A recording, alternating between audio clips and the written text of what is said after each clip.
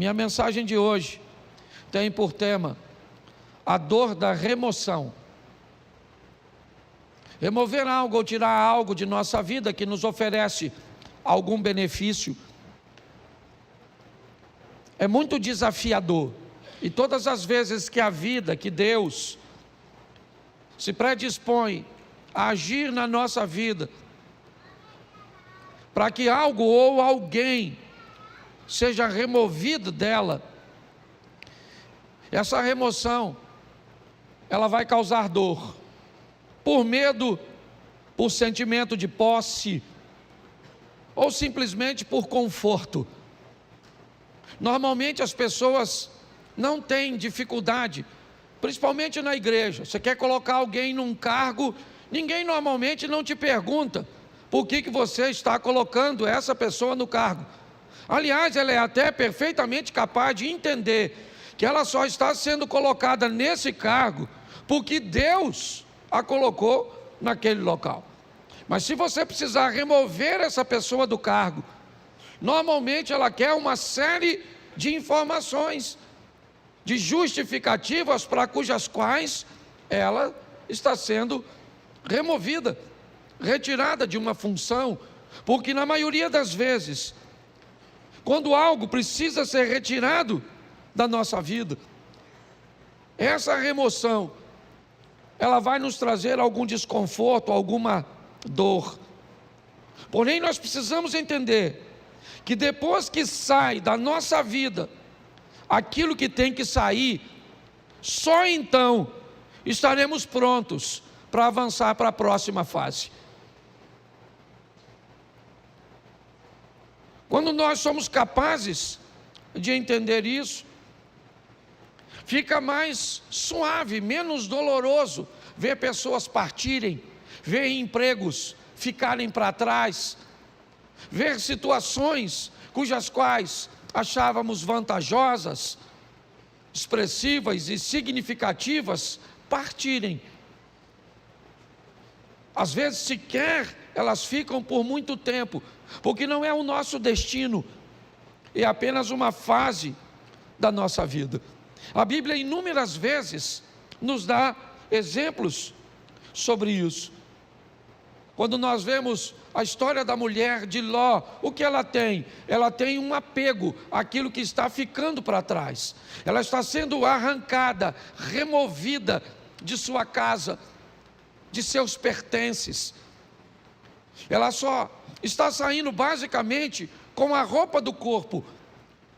Então a dor dessa remoção, o apego àquilo que ela está deixando para trás, faz com que ela olhe para trás, mesmo diante de uma ordenança de cuja qual ela não deveria fazer isso, ela faz desobedecendo, e sabe o que acontece?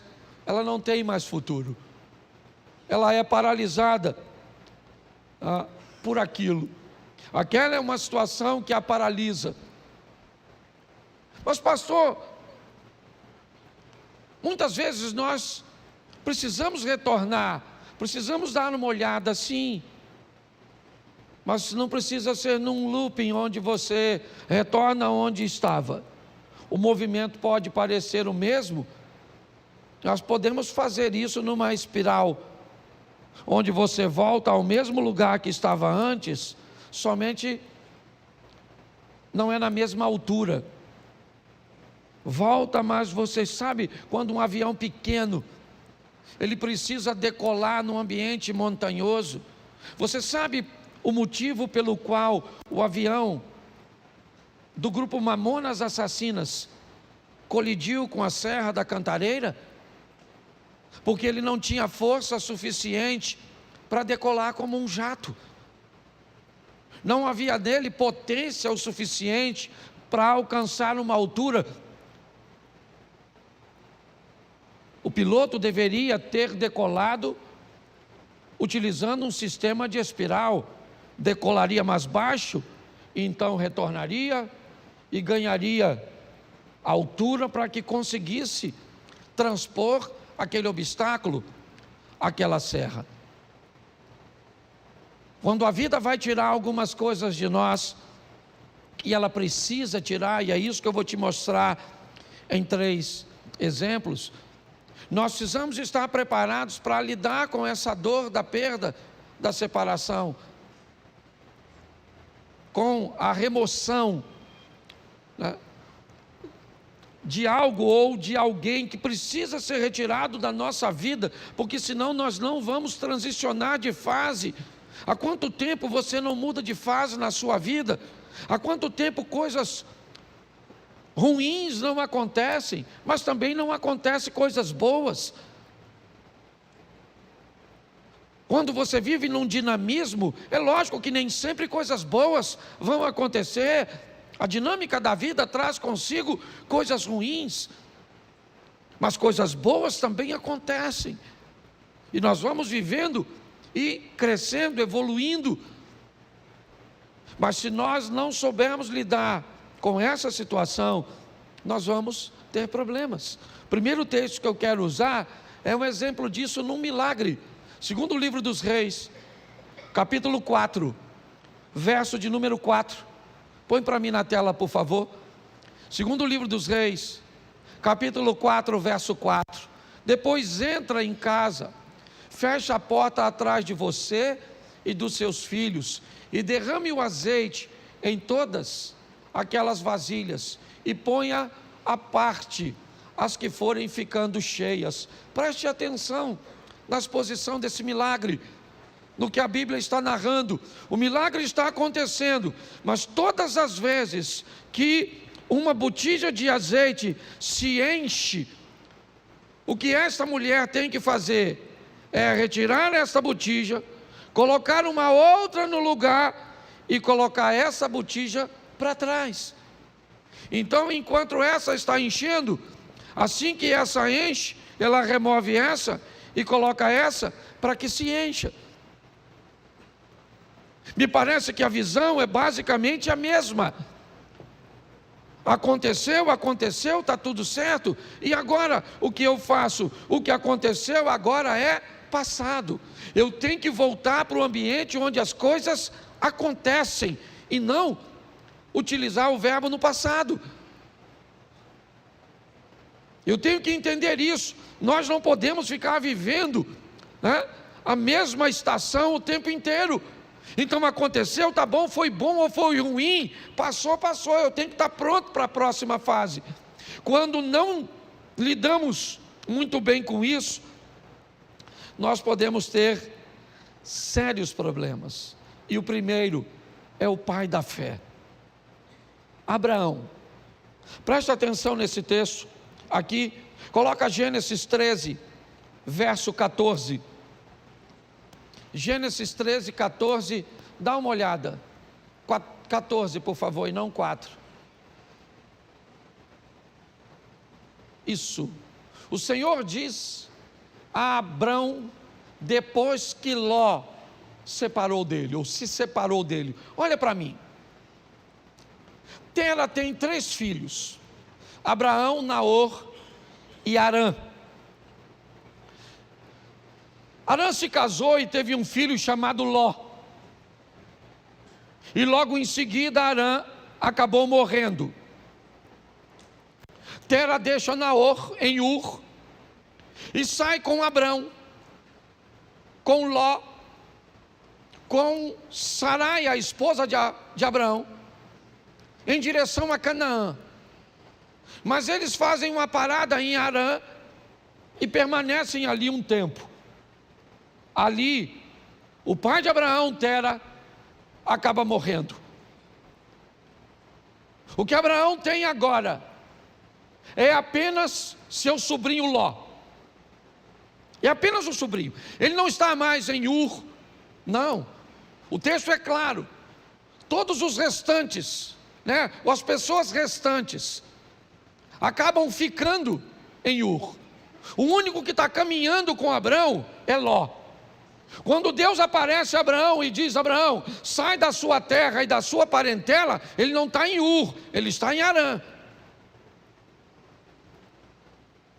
Note bem, a terra dele não era Harã, a terra era Ur, mas Deus está dizendo para ele, se ele está ali, naquele momento, aquela terra é a terra dele. Deus está dizendo para ele, ó, essa terra onde você está vivendo, ela é sua no momento, ela é o lugar que você está. Ele já saiu, é verdade, de Ur, seu destino era Canaã, mas seu pai parou em Harã, por motivo cujos quais eu desconheço, e acabou morrendo ali. E o que sobra para Abrão? Sobra Ló. Quando Deus diz, sai da sua terra e da tua parentela, a terra é Harã, e a parentela é Ló. Apenas um parente. E apenas uma solicitação de remoção que Abraão me parece que tem dificuldade de fazer.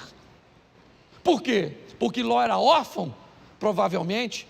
Porque a terra cuja qual ele está agora não é Ur, não é um ambiente de Ló, talvez. Mas o grande problema é a orientação e a ordem que Deus está dando a Abraão. Deixa, está na hora de Ló sair de sua vida, porque só tinha ele, então não tinha outro.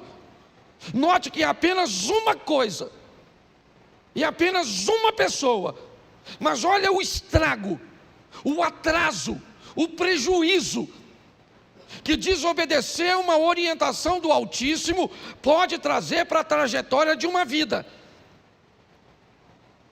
Por que Abraão provavelmente tem medo, insegurança de deixar Ló para trás? Porque se ele deixa Ló, o argumento dele vai se solidificar em Eliezer, o Damasceno. Já que ele não pode ter filho, pelo menos que ele deixe sua herança para um sobrinho, que ele o adotou. Pelo menos é alguém de seu sangue. Me parece que Abraão está preso nisso. Na hora de remover Ló é muito doloroso. Por quê? Porque ele é a minha segurança no que diz respeito ao futuro. Se não for ele, como é que vai ser? Pois é. Às vezes quando Deus quer remover algumas coisas cujas quais somos apegados demais, sem ela não veríamos uma saída. O que eu vou fazer? Como é que vai ser? É a única coisa que eu tenho, é a única corda que eu tenho para me segurar. E Abraão leva Ló com ele. Ele não consegue se apartar de Ló. E eu confesso a vocês que fora a sensação de ver seu sobrinho enriquecer, Ló não traz mais nenhuma alegria para a vida e ministério de Abraão. Nenhuma. Se você for olhar a história, é só problema, é só dificuldade, é só adversidade. Até que chega um momento que Deus diz: Abraão, não tem mais como. E aí entra o verso, coloca o verso 13 por favor, desse texto. Ora, os homens de Sodoma eram maus e grandes pecadores contra o, verso 14, disse o Senhor a Abraão, depois que Ló se separou, ergue os olhos e olha, desde onde estás, para o norte e para o sul, para o oriente e para o, vamos lá, porque toda essa terra que vês, eu te darei a ti e a tua, preste atenção, isso só acontece depois que Ló vai embora. Olha só, Abraão era rico, sim ou não? Sim. Foi a riqueza e a prosperidade que fez com que os poucos recursos da terra não fossem suficientes para sustentar os dois rebanhos. Há uma briga, um litígio entre os pastores de Ló. Então Abraão Diz a Ló: escolhe para onde você vai, escolhe. Decida para onde você quer ir. Note que Abraão não está preocupado com a direção, ele está preocupado com a companhia. Enquanto Ló caminha para Sodoma e Gomorra, lembra o verso 13? O que tinha lá? Homens que viviam em grandes pecados. Abraão não. O caminho de Abraão era outro. A rota de Abraão era outra. Abraão estava disposto a andar com Deus. Era isso. Quando olhamos essa história, o que descobrimos? Que o pai da fé estava apegado e tinha dificuldade de se libertar de coisas, e aqui, de laços familiares. Entenda o que eu vou falar agora. O corte do cordão umbilical, o rompimento da sua vida para com a sua família, para viver a sua própria história, precisa acontecer. É importante que você entenda isso. Existe uma nova fase para você, e você precisa estar pronto a retirar ou a permitir que isso aconteça. Se dependesse de Abraão, ele não tiraria. Mas a prosperidade dos dois foram tanta que a terra está dizendo para eles: vocês não têm como viver juntos. Então ele diz: então você vai embora. E o texto diz que assim que Ló sai da vida de Abraão, Deus disse: agora levanta os teus olhos e olha. Agora dá uma olhada. Agora não há limite.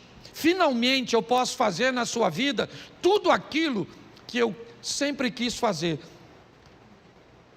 Só não conseguia fazer antes porque você ainda estava aprisionado. É importante, eu não sei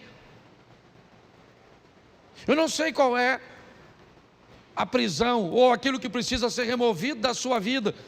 Eu sei que tem coisas, e principalmente quando o assunto são questões familiares, principalmente, é romper com uma mãe para dar um outro nível para o casamento. É romper com um filho para dar um outro nível para o casamento. Pare e pense. Muitas vezes nós precisamos, não é abandonar, não. Você vai ver o que Abraão ainda vai fazer mais à frente. Mas é importante que nós entendamos isso, que depois que Ló sai da vida de Abraão, as coisas tomam um rumo totalmente diferente. Então, por mais doloroso que seja, esteja pronto para viver essa remoção. Deixa eu usar a segunda, que eu não posso deter muito tempo. Jonas 1,15. Jonas capítulo 1, verso de número 15. Levantaram Jonas e o lançaram ao mar, e cessou o mar da sua fúria. Preste atenção. Um barco está para afundar, e Jonas está nele. Qual é o problema da tempestade? É Jonas. Qual é o motivo de tudo aquilo que está acontecendo? É Jonas. Por que Jonas está ali? Porque o capitão do navio está ganhando dinheiro com Jonas. Jonas está ali porque comprou uma passagem. Jonas está ali porque tinha uma grana para comprar uma passagem para entrar nesse barco. Mas ele é um desobediente, está certo? Mas ele está trazendo dinheiro. Mas eu não sei quem ele é. Tudo bem, não quero saber. Ele está trazendo uma grana, ele está trazendo uma lucratividade, e pautado nessa lucratividade, eu não sou capaz de selecionar quem entra na minha vida. Deixa eu fazer uma pergunta para você: quanto custa para entrar na sua casa? Quanto custa para entrar na sua família? Quanto custa? Qual é o preço de um ingresso da sua intimidade? Pare e pense. Por causa da entrada de Jonas, o capitão do navio, que não é profeta, ele não desobedeceu a Deus, não. Ele cometeu algum pecado quando vendeu o ingresso do barco dele para o Jonas? Sim ou não? Claro que não. Mas não interessa, tem alguém dentro da vida dele, tem alguém dentro do barco dele que está trazendo aquela tempestade. É só uma questão de tempo até ele afundar. Você sabe o que ele faz, o capitão do navio? Ele pega toda a carga e joga fora. Ele precisava perder a carga? Não, o problema era a carga, o problema era Jonas. Mas ele perde a carga. Porque pessoas perdem aquilo que não precisava perder, quando não querem tirar o que precisa ser retirado. Você não quer tirar esse comportamento? Então tá bom. Perde o casamento, perde a intimidade, perde a paz. Mas sabe por que Jonas saiu do barco? Porque o capitão procurou. O capitão está procurando, me parece alguma coisa para jogar fora. O que ele quer é aliviar o barco, já perdeu a carga, é verdade, mas a tempestade continua, então ele vai no porão, ele desce no porão do navio. Eu já falei isso aqui, ele desce no porão do navio, e lá no escuro do porão, deitado num lugar, está o Jonas. Porque aquilo que às vezes vai te levar para o fundo, não está na luz no convés, está no porão, escondido, quietinho. O que ele está estabelecendo em você, um comportamento, uma postura comportamental, que destrói seus relacionamentos, que impede você de ter relacionamentos sadios. Mas quando ele procura, a Bíblia diz: aquele que pede recebe, aquele que busca, acha. Então ele não está buscando, ele achou, pegou o Jonas, levou o Jonas no convés, o interrogou, e Jonas disse: não era para eu estar aqui, era para eu estar onde?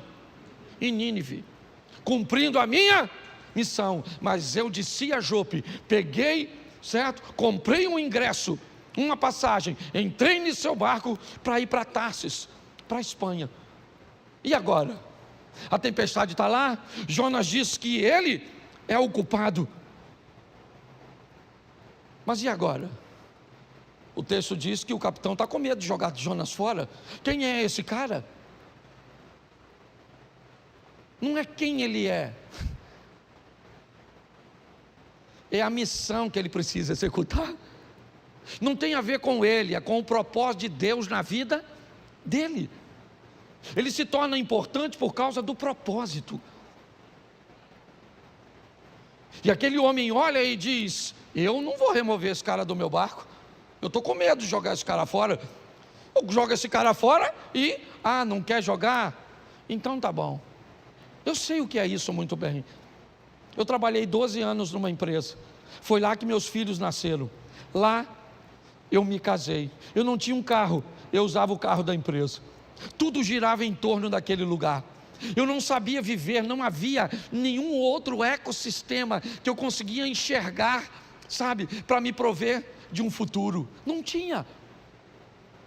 Não havia possibilidade, eu não conseguia enxergar. Eu sei hoje que existia, tanto existia que eu estou onde eu estou, mas na época eu não via. Eu estava totalmente apegado, e Deus usando todas as estratégias para me remover. Ele me tirou com mão forte de um lugar que eu não queria sair. Eu não estava vivendo em pecado, não, eu só não estava onde Deus queria que eu estivesse. Mas aqui eu não quero falar de Jonas, eu quero falar do capitão. É ele é o foco da minha mensagem, porque é o barco dele que vai afundar. Por quê? Porque tem alguém que não deveria estar na vida dele, na casa dele, na empresa dele, nos negócios dele, no ministério dele. E agora ele tem que jogar Jonas fora. Sabe o que ele tem? Medo. Medo de jogar. Só que ele não vê outra situação. Ele tem que jogar Jonas fora. Verso 15: e levantaram a Jonas e o lançaram e cessou a sua. Aí ele foi lá, mergulhou no mar, pegou a carga toda, trouxe de volta para o navio, e seguiu direitinho, sim ou não? Não. Precisava ter perdido a carga se tivesse jogado Jonas? Sim ou não? Mas perdeu a carga porque não achou o Jonas. Então fala para quem está do seu lado: acha o Jonas.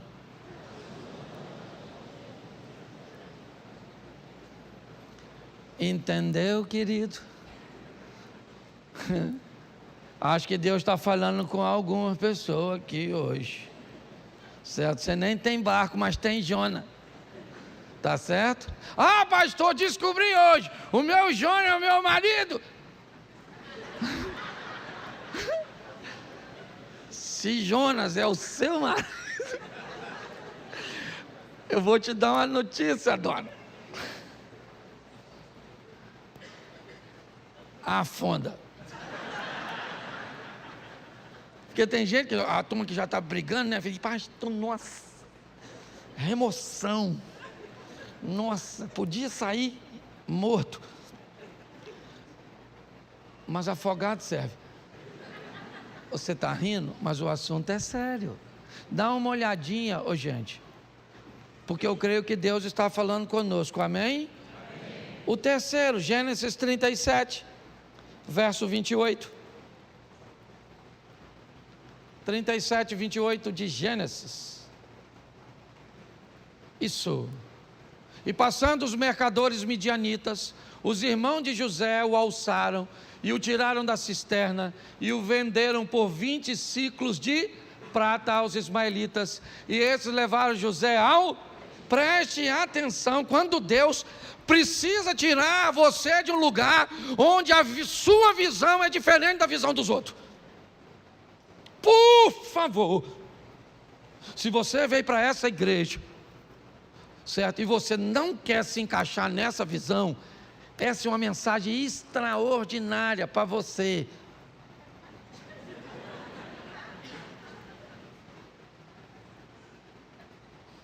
O José é um cara que ele vê o mundo, as coisas, ele aspira, seu comportamento é diferente de seus irmãos. Não cabe. Eu não estou dizendo que Rubem, Simeão, Levi, Isacar, Zebulun, Gad, Azer, Naftali, certo? Eu não estou dizendo que eles estão errados. Eu estou dizendo que há uma visão diferente. E Deus então vai remover José. Sabe o que ele é? Irmão dos caras. Sabe, ele vai ser vendido como? Repita comigo, é melhor ser um escravo na mão de estranhos do que irmão de uma família de invejosos. O dono do escravo, ele quer o quê? O que ele quer com o escravo? Ele quer o quê? Lucrar, sim ou não? Então, para o dono do escravo, quanto mais ele lucrar, melhor. O que o escravo vai fazer lá na frente, se o escravo amanhã se tornou governador do Egito, o cara não quer saber. O que ele quer saber é o quanto ele ganhou quando vendeu o escravo. Mas um ambiente de invejoso, ele está preocupado com o que você pode se tornar no futuro. É isso que vai incomodá-lo. Então o propósito, enquanto o dono do escravo não se preocupa com o escravo amanhã, desde que tenha ganho com ele, o invejoso não, ele se preocupa totalmente com amanhã, com aquilo que você pode se tornar. Porque na verdade, na maioria das vezes, todo mundo quer ver você bem, desde que não seja melhor do que ele. Na maioria das vezes é assim que funciona. José precisa ser removido daquele lugar. Não cabe ali. Mas pastor, fique tranquilo. Essa é uma questão de família, e uma família bem organizadinha. Não esqueça que esse cara, ele é bisneto de Abraão, sim ou não? Isso. Ele é filho de Jacó, que é filho de Isaac, que é filho de Abraão. Essa é uma história sensacional no que diz respeito à família. Por quê? Porque José é vendido pelos irmãos aos ismaelitas e vai para o Egito, como nós lemos o texto. No Egito, então, ele se torna governador e depois de anos, seus irmãos vêm morar numa terra que ele conquistou para seus irmãos. Olha só, nessa história, os irmãos de José cabem na vida de José naquele momento que ele está lá? Sim ou não? Não. Mas quando ele migra para o Egito e se torna governador, quem é que vem morar com ele? Os irmãos. Tem gente que não cabe na sua vida hoje, mas vai caber. Tem ambientes que hoje precisa ser retirado de você. Talvez porque você não tem habilidade para lidar com ele. Mas todas as vezes que Deus quer remover isso, ou quer remover algo, alguém da nossa vida, se esse ambiente, se essa pessoa nos traz alguma vantagem, nós vamos ter sérios problemas. Isso aconteceu com Abraão, como eu citei aqui para vocês. Isso aconteceu com aquele homem que teve seu navio ameaçado porque alguém não devia estar lá, e mesmo na hora de remover foi desafiador. E para José também foi difícil ver seus irmãos ficarem para trás e ele ser vendido. Hoje, o que eu entendo aqui para todos nós é que algumas coisas precisam ser retiradas, removidas. Essa palavra veio a mim quando eu ouvi aquela ministração na Slavec, onde aquela ideia de graça que me trouxe até aqui foi ampliada, não diminuída, ampliada. É uma nova fase. É importante que nós venhamos a respeitar o tempo da mudança. É um grande desafio para nós. Eu não sei se você sabe, mas a história de Abraão começa com 75 anos de idade. Isaac nasce, Abraão tem 100 anos. Foram 25 anos depois. Ele teve que vivenciar tudo aquilo. Talvez por isso ele seja chamado o pai da fé. Hoje, muitas vezes, Deus tenta remover coisas tão pequenas. Eu vou falar aqui algo, não vou expor a intimidade de ninguém, mas não sei nem se o casal que eu atendi está aqui, mas não vou citar seu nome de forma nenhuma aqui. Eu estava atendendo agorinha mesmo um casal que corre o risco de se divorciar porque a mulher tem dificuldade de remover o celular, de remover o vocabulário. E se não fizer isso, o casamento acaba. Mas ela tem dificuldade de remover, porque todas as vezes que algo precisa ser retirado, nós temos muita dificuldade. Tenta fazer uma devocional toda manhã. Tenta. E você vai encontrar com diversos obstáculos que você precisa remover. Tenta levantar de manhã, fazer a sua oração, fazer sua leitura bíblica, fazer um período de meditação. Eu não sei de quanto tempo você pode, mas tenta fazer isso. A probabilidade de você não conseguir é muito grande, porque para colocar essas coisas em prática, você vai ter que remover outras coisas que você já faz e que lhe oferece conforto. Tenta orar toda noite com sua esposa, de mãos dadas. Tenta fazer jejum pelo menos 2 ou 3 vezes na semana. Tenta para ver. Pastor, por que é tão difícil? Porque antes de fazer aquilo, você vai precisar remover outras coisas que já estão estabelecidas, que te oferecem vantagens, que te oferecem conforto.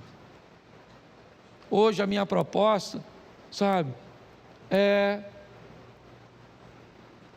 trazer esse entendimento para você. Eu fecho aqui na minha devocional de sexta-feira. Eu vivi uma das maiores experiências, porque hoje não era para eu estar aqui. Hoje era para eu estar envolvido num escândalo e preso, com meu nome passando na mídia. Mas por causa da minha devocional, e eu tenho certeza, uma oração tão simples que eu fiz naquela manhã, me deu condições de chegar no lugar 20 minutos antes e resolver um problema que ia acabar com a minha vida. Você sabe quantos minutos eu orei naquela sexta-feira? Talvez de 5 a 7. Sabe aquela oração que você levanta e entrega o dia?